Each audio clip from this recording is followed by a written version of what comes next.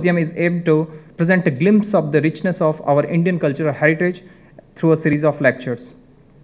Now, to give a brief sense of our symposium, I would like to invite our beloved Swami Atmashraddhananda Maharaj, the editor of Vedanta Kesari, a cultural spiritual monthly published from Ramakrishna Mutt, and who has been a constant guide to our activities here.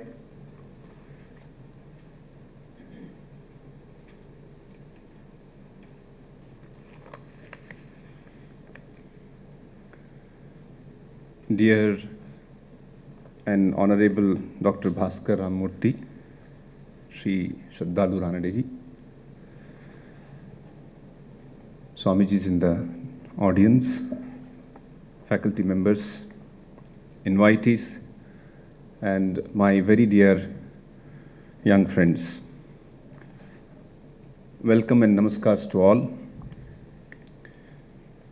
On behalf of the Vivekananda Study Circle, IIT Madras, I extend a warm and cordial reception to all present here for the two-day Symposium on the Spirit of Indian Heritage. This is the inaugural function for celebrating the 150th birth anniversary of Swami Vivekananda, which is being observed worldwide. The government of India recently instituted a Vivekananda chair in the University of Chicago to honor the life and legacy of Swami Vivekananda by promoting fields of study most relevant to his teachings. The Indian Railways recently started an exhibition on wheels on Swamiji's life and teachings named Vivek Express, which has been journeying through various parts of India for the past year and a half.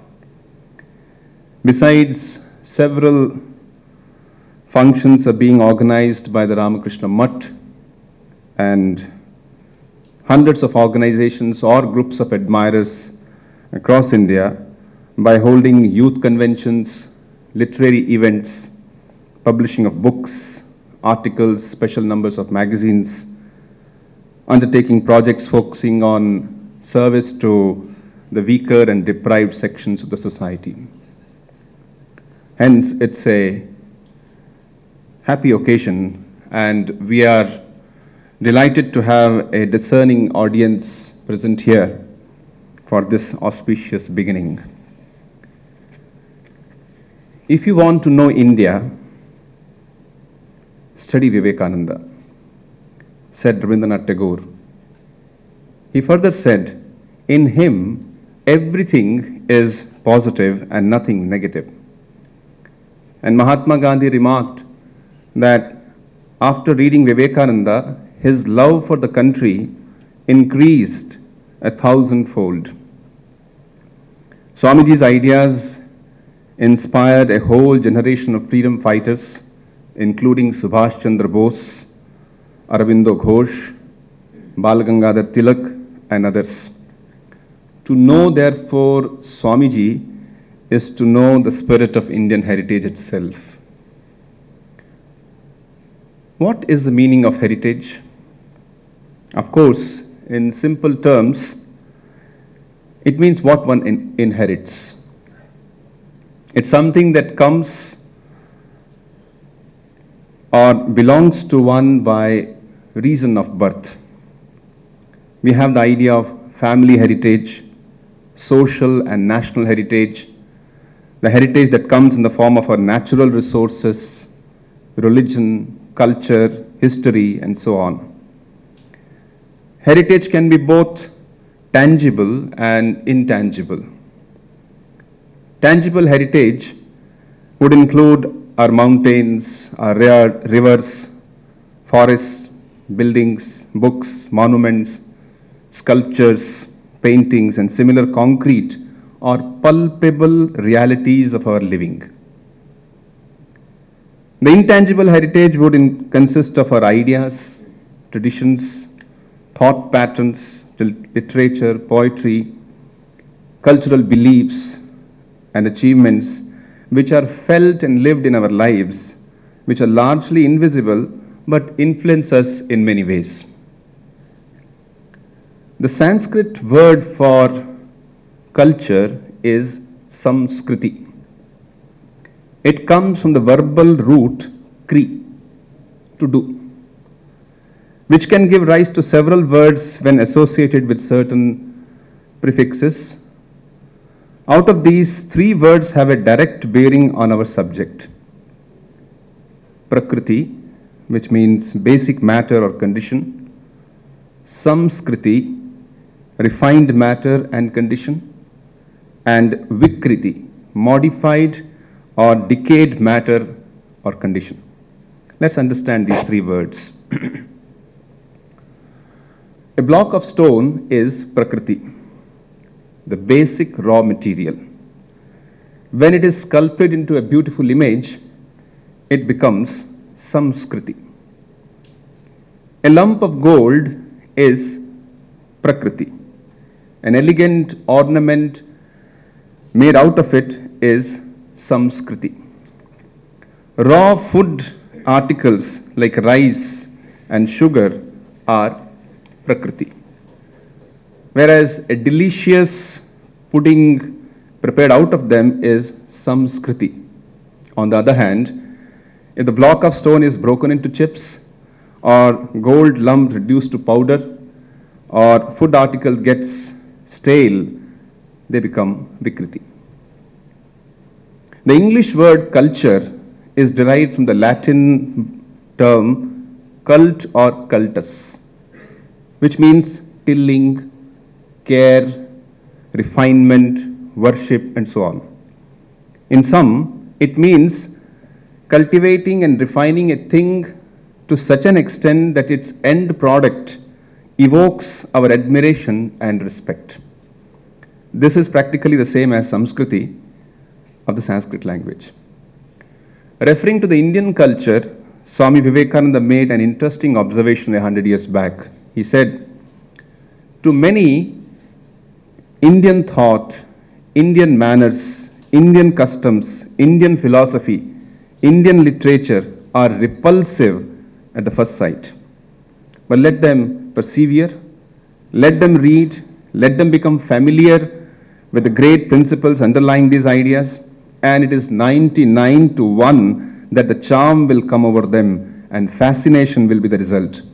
Slow and silent as the gentle dew that falls in the morning, unseen and unheard, yet producing a most tremendous result, has been the work of the calm, patient, all-suffering spiritual race upon the word of thought.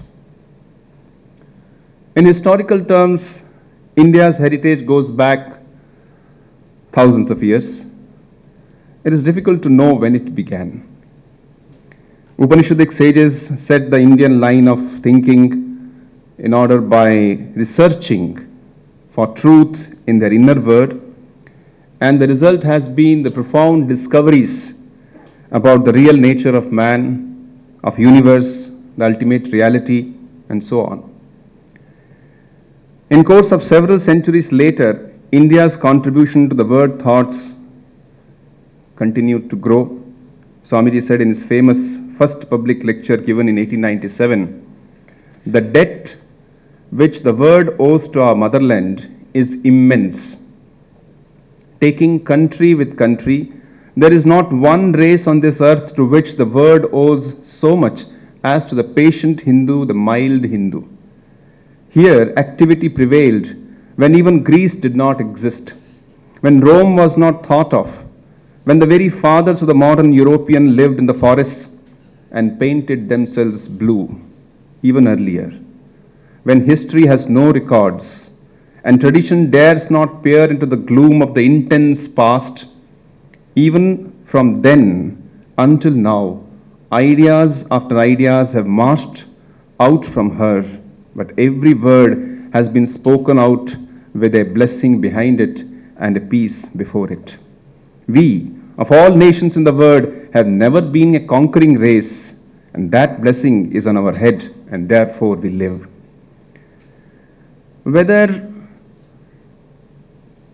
The exceptionally gifted and refined and rationalized grammar of Sanskrit by Panini, or Yoga Sutras, the Indian psychology, of Patanjali, or Charaka Samhita by the father of Indian medicine, Charaka, or Sushruta, the first surgeon of the word. In France, some years back, there was a international conference in rhinoplasty, and the conference began with a silent homage paid to Sushruta, where 400 surgeons had gathered to celebrate the history or whatever achievements in the rhinoplasty, and they began with their homage to Sushruta. Or Brahmagupta, the great ancient mathematician, and a host of other historical figures. India always had great minds contributing to its heritage and cultural treasures. And despite hundreds of years of political and economic subjugation, the Indian culture has continued to live and flourish, and we should be indeed proud of it. Now, the task before us is how to understand our cultural heritage better and also find our indigenous models to overcome the challenges of poverty, exploitation, corruption, and underdevelopment. We have in our midst very eminent persons with vast knowledge of Indian heritage, and I heartily welcome Sri Bhaskar Ramamurthy, who has kindly agreed to inaugurate the symposium. Despite his busy academic and administrative schedule, he has made it convenient to inaugurate the symposium. We are beholden to him. I have great pleasure in welcoming Sri Sadhalu Ranade, who will give the first talk, to Mr. Michel Danino and Mr. Perumal, who will be speaking us tomorrow. In their absence, I welcome them. To all our young friends who are eagerly waiting to hear the speakers, as also to all our invitees, a cordial and warm welcome once again. Our VSC friends have worked hard to organize this event, and they are keen that their efforts bear fruits by way of arousing interest in knowing about India's great cultural and spiritual heritage, and also to study thoughts of great Indian minds, such as Swami Vivekananda, Sri Aurobindo, Gandhiji, and other word movers. Let me close by recalling the prophetic words of Swamiji about the future of Indian thought. He said, at the beginning of this century, he was speaking in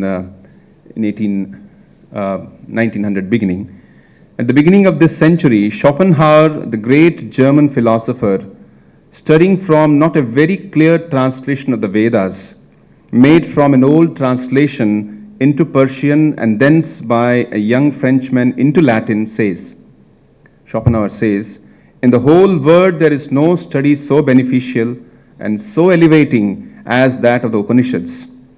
It has been the solace of my life, and it will be the solace of my death. This great German sage foretold that the world is about to see a revolution in thought more extensive and more powerful than that which was witnessed by the Renaissance of Greek literature. And today, his predictions are coming to pass. Swamiji said further, those who keep their eyes open, those who understand the workings in the minds of the different nations of the West, those who are thinkers and study the different nations, will find the immense change that has been produced in the tone, the procedure, in the methods, and the literature of the word by this slow, never-ceasing permeation of Indian thought. Welcome to all. Namaste.